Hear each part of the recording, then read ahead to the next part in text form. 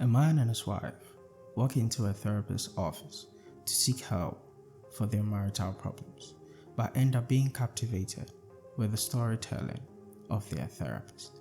Her name was Lexie Jackson, and in her office, your problem seemed to magically disappear.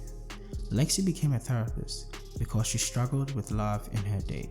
She had multiple viable suitors to pick from, and she had to go on a self-journey to figure out which one was right for her.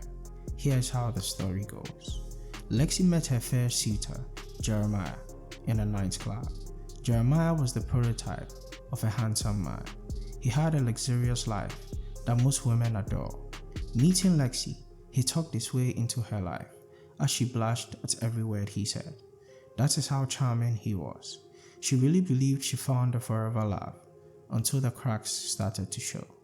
With Jeremiah's charm, good genetics, and wealth came unforeseen problems, and this meant causing unwanted scenes in public places.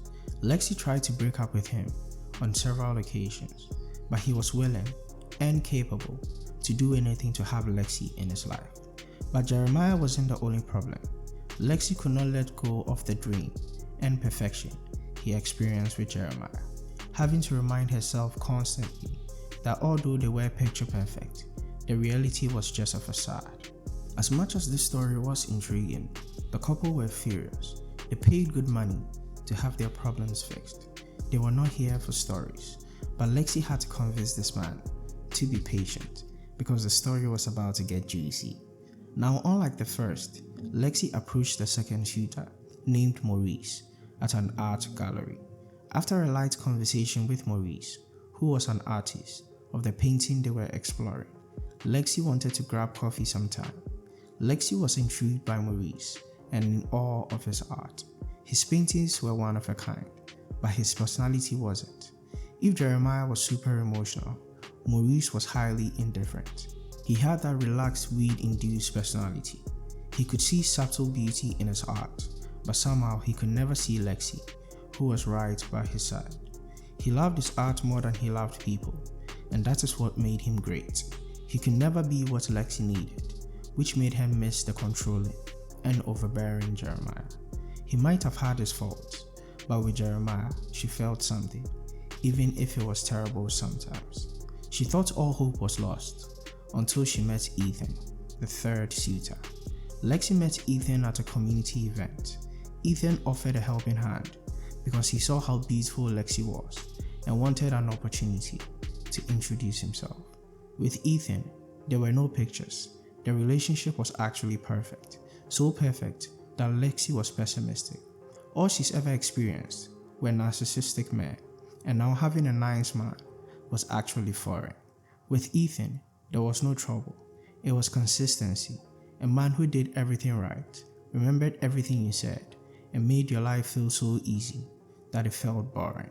She shared these thoughts with her friends, who told her to follow her gut and have a conversation with Ethan. If it seems too perfect to be true, it might be another pitfall. Lexie had a conversation with Ethan about her insecurities, and she learned about Ethan's as well. Ethan was married, and although divorced now, he still had some relations with his ex-wife. Lexie was stressed and worn out from all these relationship problems. She had to pull back. All she ever did was date multiple men, not giving her the time to look inward and really assess what she wanted out of her serial relationships. She learned this from therapy. Her therapist had to draw out from her life and her past, and how it could potentially affect the men she attracts. It was through peeling off the layers that she realized she had some childhood trauma that she had to fix. And no matter how much these men tried, they were never going to be enough. But these men never gave up. They kept reaching out, wanting a chance to bag such a wonderful woman like Lexie. After much learning and growing, Lexie decided Maurice loved himself more than anyone else, so he was cancelled. The race was between Ethan and Jeremiah. Ethan was new and predictable, while Jeremiah was familiar but emotionally unpredictable. Lexie decided to give Jeremiah one more chance, and Jeremiah took full advantage. He tried to make Lexie feel whole again. His romantic gestures was something Lexie always appreciated, and she was totally hooked again. Everything seemed to be going well, and Jeremiah was the guy.